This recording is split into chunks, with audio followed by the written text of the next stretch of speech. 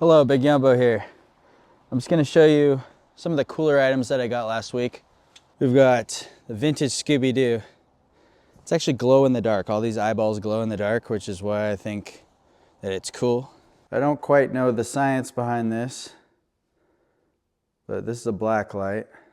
And if you charge it up with that black light and then turn the lights off, works pretty good. It's on this old changes tag.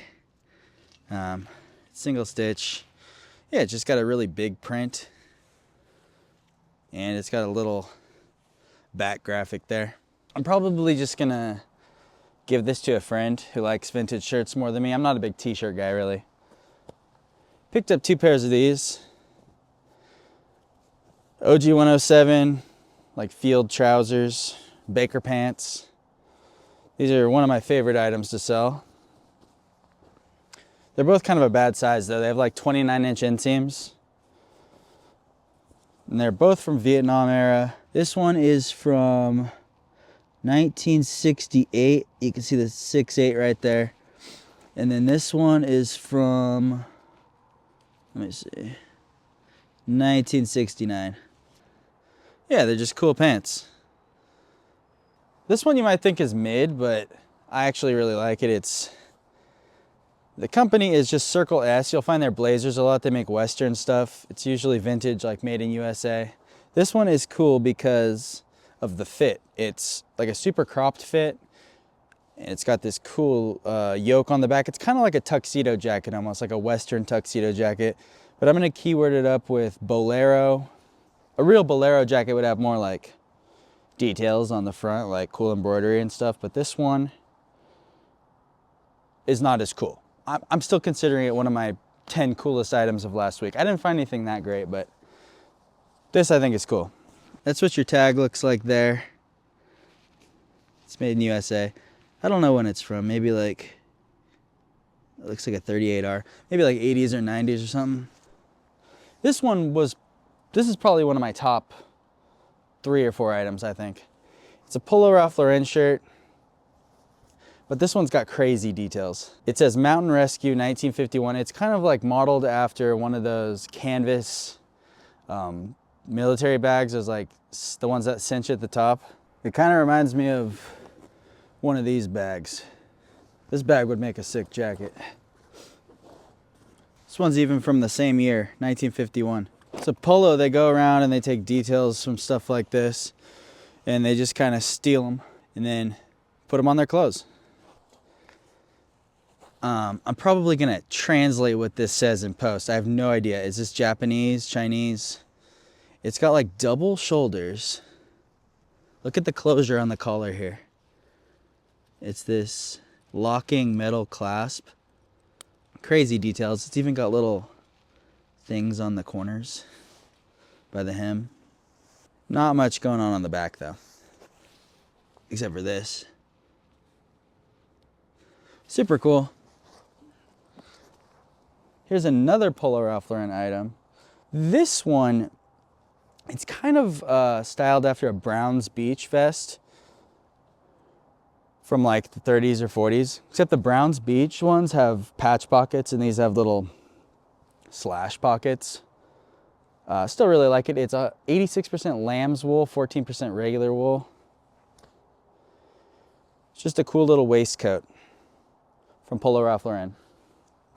This one's sick. It is a vintage OP, I'll call it a shacket, because it's a full zip. It's like a button-up shirt, but it zips. Super wide whale corduroy. Wide whales when the corduroy lines are chunky. When they're smaller, it's called a pinwheel. Yeah, this is probably it's made in Hong Kong, so it's probably 90s. Super cool. Here's another late 90s / Y2K. Jeez, I cannot decipher this tag. Made in Hong Kong, so this is probably 90s as well.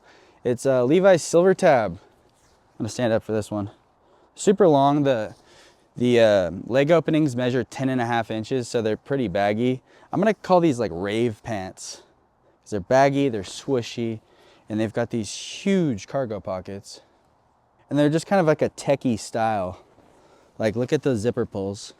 They've got these super like dorky zipper pulls. Weird little hooks. I think that they actually roll up into shorts. Like I bet there's a strap. Yeah, there's a strap on the inside so you can like tie it up to this. I don't know, these are cool. I'd rather just find some silver tab baggies, honestly. The jeans, but these will do fine. And they're cool. There's a Gap jacket. I pick up pretty much all of the leather Gap jackets and definitely all the leather pants on this tag. These old thick woven blue tags are usually the 90s tags. Maybe early 2000s. Let's see, this one's from 2001, yeah. That's what you're looking for. Probably list this for like $100. It has a little bit of wear to the back, but whatever. I think Gap leather's cool. This is cool basically just because it's pretty rare to find vintage 517s in black. These ones measure, the size is 36, 34. So they're super long. And yeah, like I said, they're 517s in black. So I'll probably list them for around $75. Made in USA from 1999. As far as vintage Levi's goes, the main ones that I pick up right now are 517s, 501s. Pretty much leave the 550s, 560s. Oh, 569s are good. And the bell bottom. There's two different bell bottom cuts that are good, like flare bell bottoms.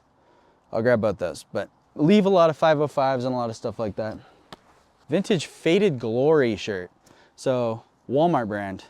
But this is probably the oldest Faded Glory shirt that I've ever found.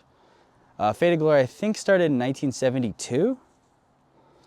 And if I had to guess, this is probably a 70s shirt. Could be 80s, I don't know.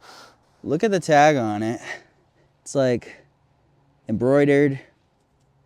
There is a size there somewhere. Size small, unfortunately. But it's 100% rayon, made in Hong Kong. I would love to find like a 60s or 50s rayon Hawaiian shirt. I have a collection of them in my closet, but they're all cotton. Pretty much no rayon. And this thing, because it just kind of blows in the wind, you know? This, it's a Penny's Hawaiian shirt. Penny's is kind of my favorite true vintage brand to find, because Penny's, JCPenney called their stuff pennies from like the 40s to the very early 70s. I think 1971 is when they switched back to JCPenney. If I had to guess, this is probably from that later period, like early 70s, 70, 71. Just because of the collar, it's so wide. I'd never seen this tag before, this Penny's tag.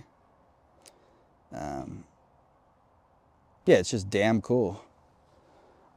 And of course, this one feels like cotton to me. It's not rayon.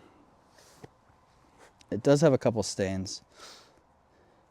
Yeah, you can usually tell the older ones by the construction. It's like super, it almost looks hand done, the stitching. All right, the coolest item for sure of last week is this reversible Desert Night parka. It's Gore-Tex. So on the inside you have the Desert Night camo pattern, which looks like that. It's one of my favorite patterns. And then on the outside you've got the 3-color desert. I don't know exactly when this one is from. The only tag on it just says Gore-Tex. There's a company that makes them. It's called like Log House or something. And a lot of people have those. A lot of people have the Adventure Tech ones. This one doesn't say Log House or Adventure Tech. The reason this was sitting in the thrift was because there's like 0 tags on it except for one tag that is inside the pocket. It's basically a $350 jacket, but I might keep this one. The only tag is the Gore-Tex tag that's inside one of the pockets there. Well, it doesn't fit, it's XL, so I probably should sell it, but this is one of my favorite newer camo patterns. I think it came out in 1981 with like all the M81 stuff. Fact check me on that, I'm not 100% sure. I'll probably pop something up in the video. Yeah, this is sick. So it's fully reversible. I actually had the pants to these before. The pants only sell for like 50 bucks. The jacket is where it's at. And I probably, when I got the pants, I was at a flea market in California and the guy had a ton of stuff, but like he didn't want to pull it out of his trailer. I was like, you have more of this pattern? And he was like, yeah, but it's in the trailer and I don't want to pull it out. So I was like, oh, okay. I just wasn't feeling pushy that day. But I'm sure he had more of this stuff because most of the stuff he had was like the desert camo pattern stuff. So, and he had the pants that go with this. So he probably had the jacket in his trailer. And then we went back to that flea market and there was nothing there. The guy wasn't there anymore. Yeah, that is the last final item that I'm going to show you today. So